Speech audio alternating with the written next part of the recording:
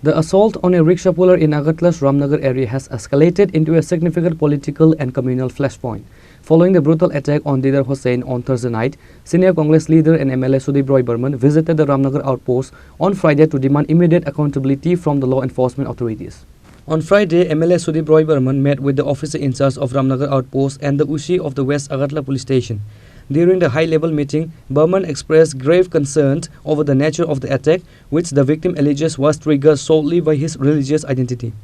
The police have reportedly assured the MLA that the perpetrators have been identified and will be apprehended shortly.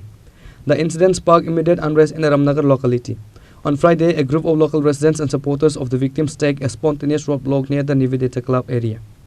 আপনারা জানেন গতকাল একজন নিরীহ গরিব একটা রিকশাওয়ালা দিদার হোসেন তার বাড়ি বীরচন্দ্রবন সংসার চলে না শহরে এসে বিটারবন এলাকায় বসবাস করে ভাড়াটে হিসেবে সারা দিন সকালবেলায় বেরিয়ে পড়ে রিকশা চালায় গতকাল রিকশা চালিয়ে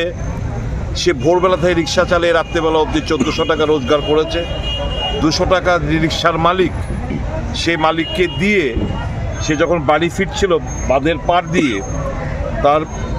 ভাড়া বাড়ি বিটারবনে যাবে তখন দিদার হোসেনকে দেখে জিজ্ঞেস করলো নাম কি বললো আমার নাম দিদার হোসেন এই মুসলমানের বাচ্চা তার মার তাকে ওখানে একটা বালুর জমা ছিল রাস্তার পাশে তাকে প্রথমে বালুর মধ্যে চাপা দিয়ে দিয়েছিল তারপর সে কোনো মতো ওখান থেকে ওঠার পর বেধড়ক তাকে মারধর করা হয়েছে এই মর্মে যে সে একজন মুসলমান মুসলমানকে থাকতে দেওয়া হবে না যেরকমটা বাংলাদেশে মৌলবাদী শক্তিরা হিন্দুদের উপর আক্রমণ করছে এখানেও ঠিক ভারতবর্ষের মধ্যে মৌলবাদী শক্তি যারা আরএসএসের বিচারধারায় বিশ্বাস করে তারা এই নিরপরাধ নিরীহ একজন লোককে গরিব লোককে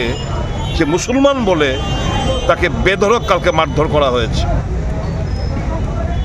তার সারাদিনের রোজগার পরিশ্রমের রোজগার 1200 টাকা তার পকেটে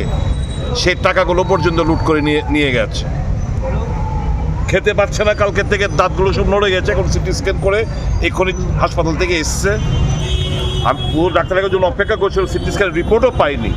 যে মাত্র শুনেছেন যে আমি আসছি সে ছুটে এসছে থানা যাবে করে ঘটনার বিচার চাইতে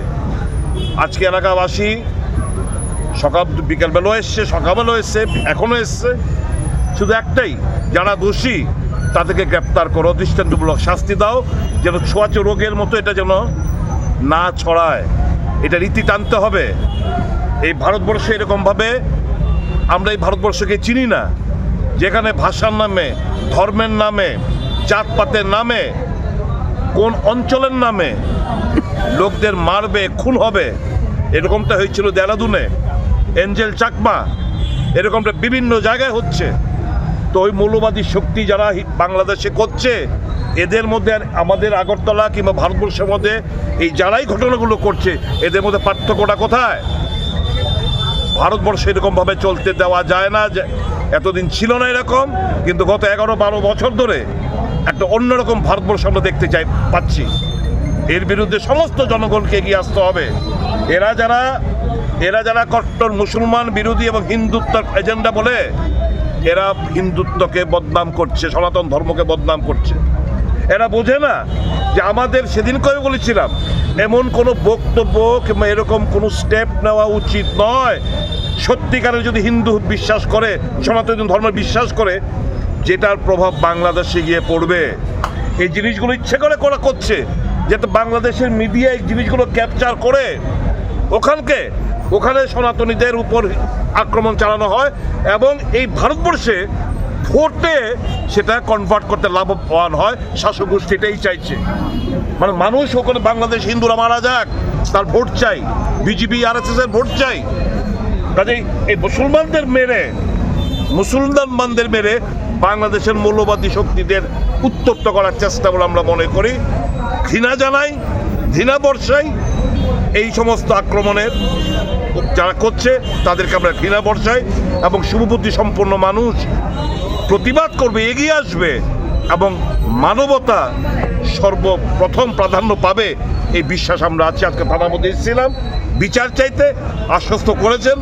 যে অবিলম্বে খুব দ্রুততার সঙ্গে তদন্ত চলছে, যারাই জঘন্যতম ঘটনাগুলো করেছে তাদেরকে চিহ্নিত করে তাদেরকে গ্রেপ্তার করবে এবং তাকে বিচার পাইয়ে দেবে। ধন্যবাদ।